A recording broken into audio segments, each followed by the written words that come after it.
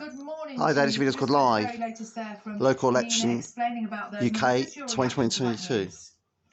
Well, it confirms what Liberal Democrats have said all along, that there needs to be a windfall tax on the super profits of the oil and gas companies. People across the country, millions of families and pensioners are really struggling to pay their heating bills, their energy bills, their motoring costs. And we need them to have a tax cut. Liberal Democrats are arguing for a VAT tax cut worth £600 for the average family.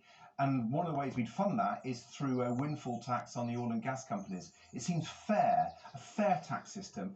And I don't understand why the Conservatives are unwilling to have fairness and to help people who are struggling. And we're hearing, aren't we, from BP indeed. just in the last few moments that they are proposing that they may invest £18 billion. I mean, obviously, we're talking about these vast profits. Do you see how the potential of a windfall tax might put that investment under threat? Well, I was involved in getting huge amounts of investment in Britain's renewable sector when I was Secretary of State for Energy and Climate Change. And I can tell you there is a huge number of people who want to invest in Britain's renewable sector.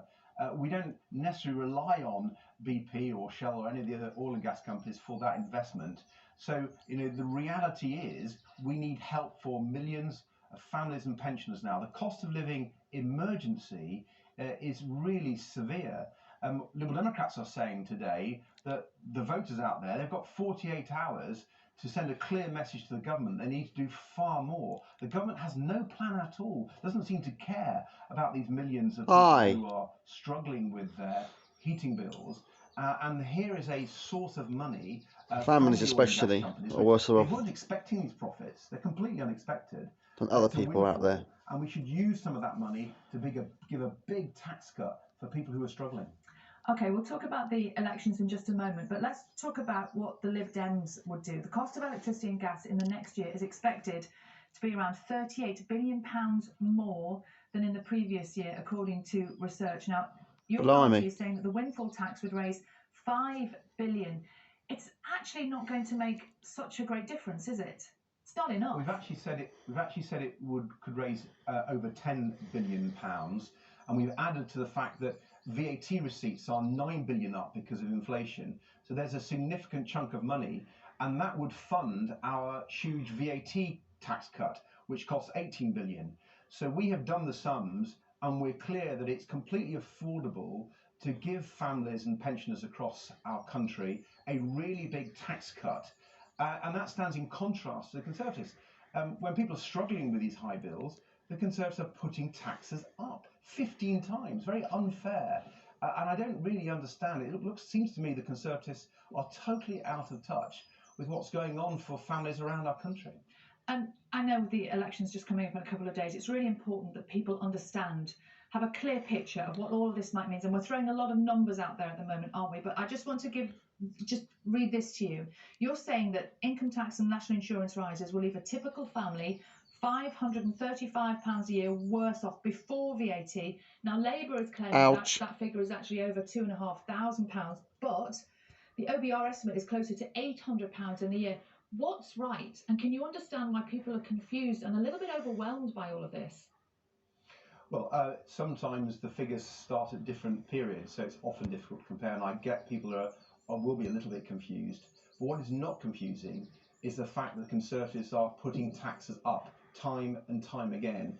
When Liberal Democrats have said 12 years in charge, take the right measures, you can afford to have a much fairer system to help families and pensioners. That is absolutely affordable, but there needs to be some tough decisions, and the Conservatives don't seem to be willing to take that. They seem to be, they gave in the last budget a tax cut for banks, Why are they refusing the windfall tax on the oil and gas companies, cutting a tax on banks, and not helping millions of families and poorest in society? The Democrats are arguing for.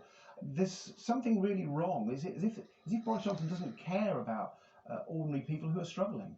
Okay, let's talk. We've all been poor at one point in our lives, haven't we? Day on Thursday for the Liberal Democrats. Well, I've been up and down the country speaking to a lot of people, and what struck me is how many lifelong Conservative voters are really fed up with Boris Johnson and the Conservatives. And we saw that, didn't we, last year in the Cheshire and Amersham by-election in True Blue Buckinghamshire, where the Liberal Democrats beat the Conservatives. And we saw it in North Shropshire in the by-election just before Christmas, where a seat that the Conservatives had held for 200 years in rural North Shropshire was taken by the Liberal Democrats.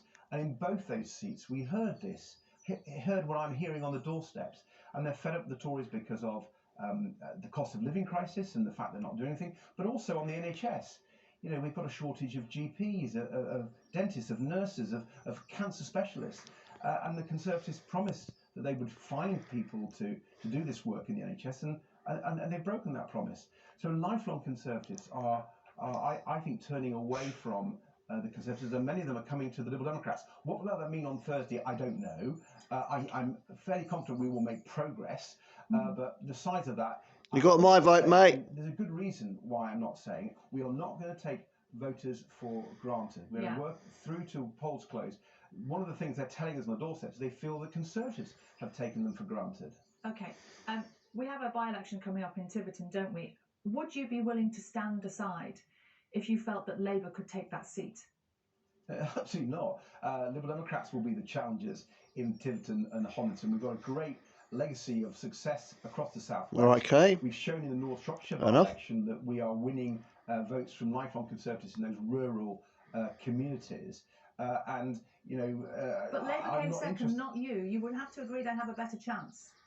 Well, we came third in North Shropshire, and we won in North Shropshire.